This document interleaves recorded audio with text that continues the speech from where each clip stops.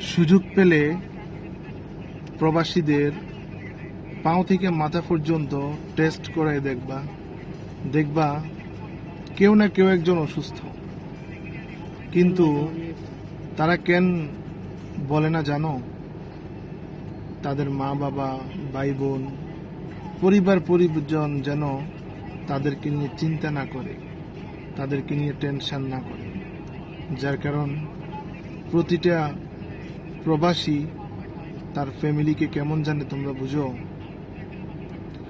সে তার সবটা জুড়ে কষ্ট করবে শুধুমাত্র তার ফ্যামিলির জন্য। তার ফ্যামিলির কাউকে সে বিন্দু পরিমাণ কষ্ট করতে দিবে না। তার জন্য সে মাথা পেতে নিবে হাজারো কষ্ট, শ্রম, সবকিছু শুধুমাত্র ফ্যামিলির হাসি ফোটানোর জন্য।